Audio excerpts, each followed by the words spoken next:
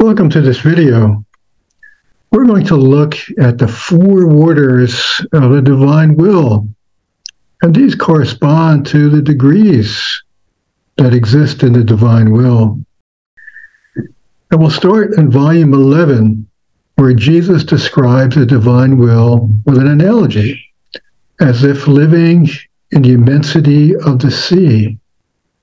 And Luisa describes a vision that she sees. I saw before my mind an interminable sea and many objects inside the sea. Some of them were small, others were big. Some floated on the surface of the sea, remaining only wet. Others went down to the bottom, remaining soaked with water inside and out. Some others sank down so much as to be lost in the sea. And this comes from volume 11, June 29th, 1914. And Jesus describes what she's looking at. The sea symbolizes my immensity and the objects with different sizes, the souls who live in my will. The different ways to be some on the surface, some down, some lost within me, vary according to how they live in my will. Some in an imperfect way, some in a more perfect way, and others reach the extent of being completely dissolved in my volition. So here you see a correspondence between the imperfect being the second degree, the perfect being the third degree, and also what he refers to as being completely dissolved in his volition as being the fourth degree. So you may say, well, where is the fourth water? We're missing a water. And what's being described here are, as Jesus mentioned, people who live in his will. Now he describes elsewhere that the kingdom of his divine will, living in the divine will, begins in the second degree. And in the first degree, everything lives there in an incidental manner. In other words, everything that exists lives in the divine will. So even though a soul may not be living in the divine will, a soul cannot exist without it. And that soul would be in the first degree, as would everything else that exists. So I'd like to correlate this to another passage where Jesus uses the symbol of the sun. This is from volume 19, July 26, 1926. And here he explains, one can say that the first one, the first degree, does not live in its kingdom, but only in the light which from my kingdom the sun of my will diffuses to all. One can say that he is outside of its boundaries, and if he enjoys a limited light, it is because of the nature of the light which diffuses everywhere. His nature, his weaknesses and passions form as though a house around him. They form infected and putrid air, and in breathing it, he lives as sickly and without liveliness of strength in doing good. And in spite of all this, he is resigned. He bears to do his best in encountering life, because the light of my will, mild as it may be, always brings its good. And that is an example of incidental living in a divine will in the first degree. And you could relate that, how Jesus explains it with the sun, going back to the sea. So in the sea, although a soul may not live in it, in Jesus' explanation, a soul still benefits by the sea and cannot live without it, because the sea provides moisture to the whole earth. You can live 1,000 miles away from the sea and never have seen it. You would still benefit from the sea. just as this person that Jesus explains benefits from the light, even though the soul does not attempt to live in it. Now, the second is the image of one who has entered the first steps of the boundaries of the kingdom of the supreme will. This one enjoys not only more light, but also the heat. Therefore, the air he breathes is pure, and in breathing it, he feels passions die within him. He is constant and good. He bears the crosses not only with resignation, but with love. However, since he is at the first steps of the boundaries, he looks at the earth and feels the weight of the human nature. On the other hand, the third is the image of one who has advanced into the boundaries of this kingdom, and his light is such and so great as to make him forget everything. He no longer feels anything of himself. Good, virtues, crosses change into his own nature. The light eclipses and transforms him, and just barely allows him to look from afar at what no longer belongs to him. The fourth is the happiest, because he is the image of one who not only lives in my kingdom, but has acquired it. This one undergoes the total consummation in the supreme sun of my will. The eclipse caused by its light is so intense that he himself becomes light and heat, nor can he look at anything else but light and fire. And all things convert to him into light and love.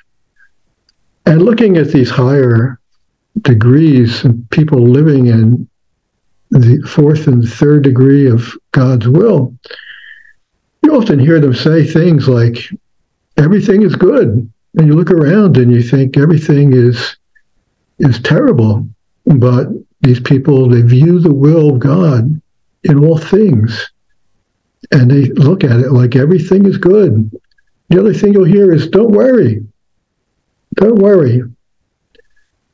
Now, I want to go back to the first degree.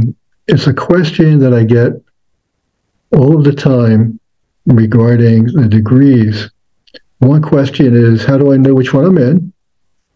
And the second one is, how do I advance between one and another? And it's a difficult question, and we attempted to answer that question in the fourth degree video that we did. It was the first video in this channel. But I think when you look at the first degree, one thing that you can tell by it is that you need to dispose yourself in the first degree in order to move forward. And also, you need to pray. So one important thing when you're in the first degree, and it's a degree where people are basically in a spiritual battle to move forward, you want to always pray, constantly pray. So when I say constantly pray, I mean consistently pray. So every day, make sure that you pray. If things are very difficult and you find it difficult to pray, at least say some small prayer. Never stop praying. Always pray. That's the most important thing you can do when you're in a spiritual battle. And if you want to move forward and advance, you must always say some prayer. Always must have a relationship with Jesus.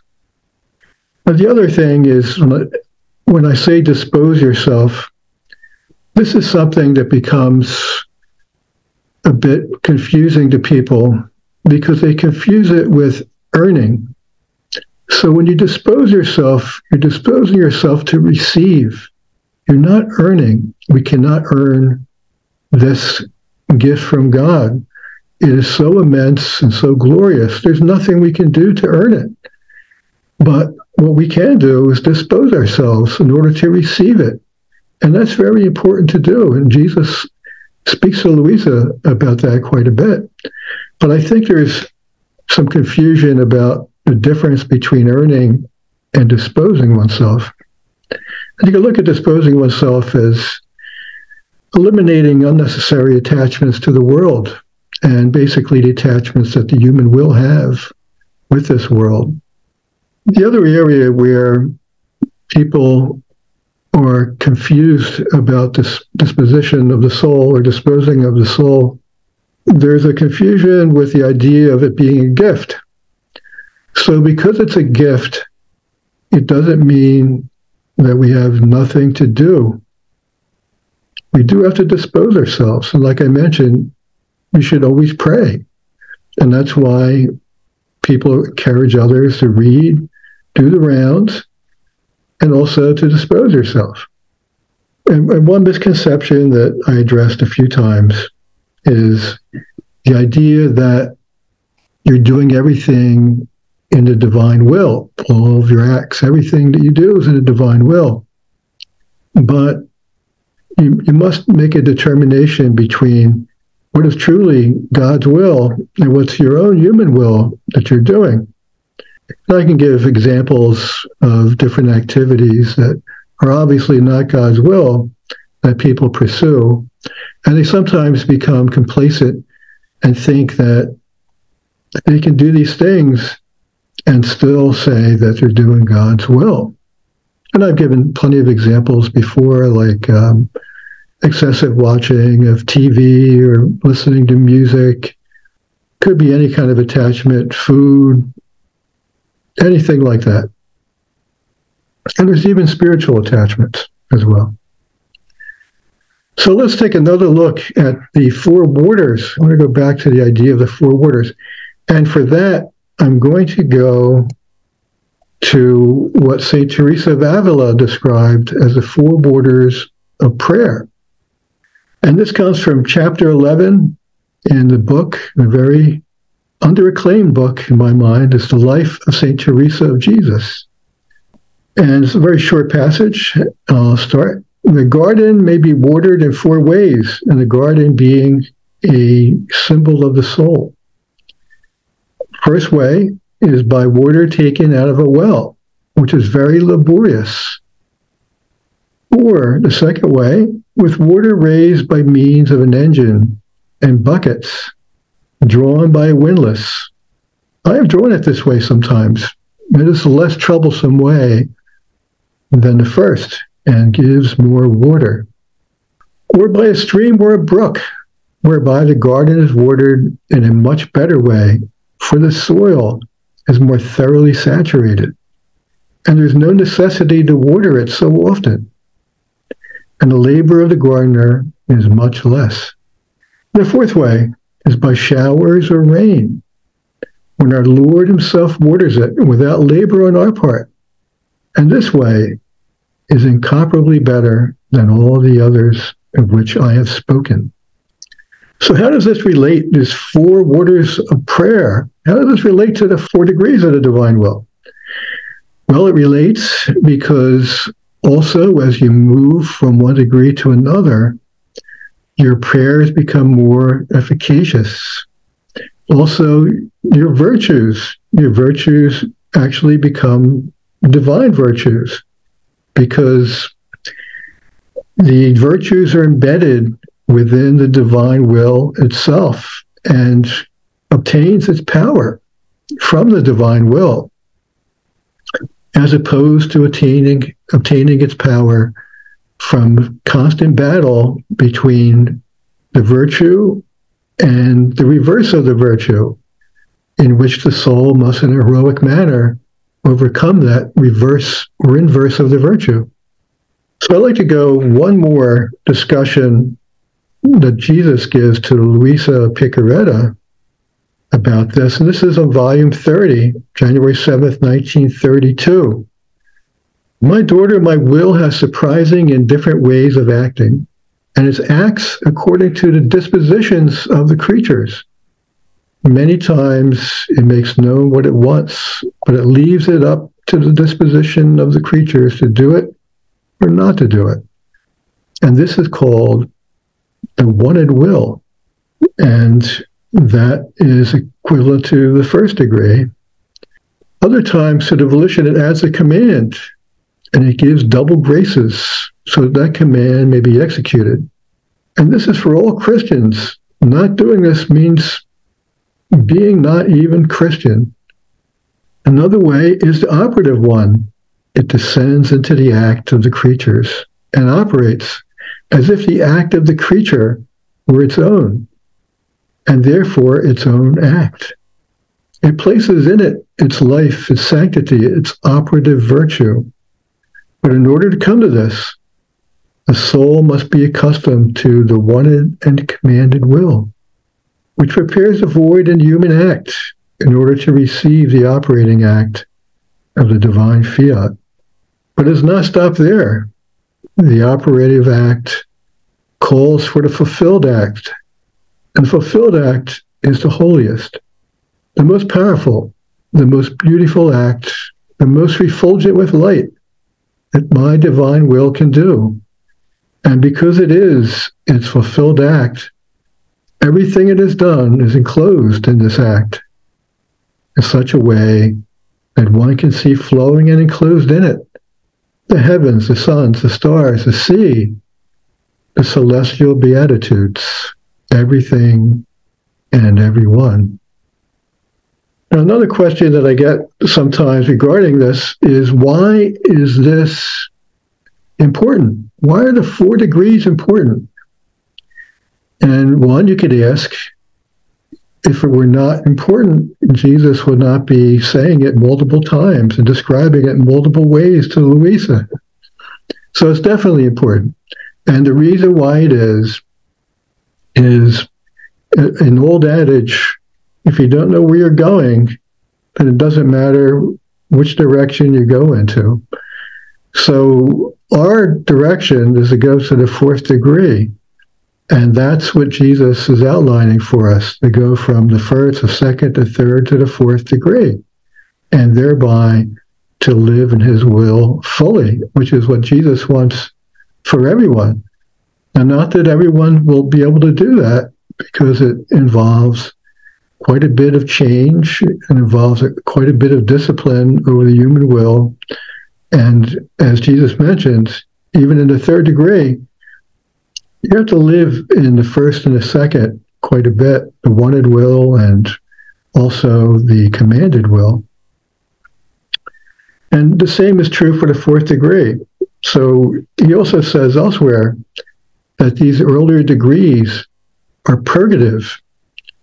And that's one of the reasons why the disposition of the soul is important. Jesus needs to purge the soul from that which holds it back.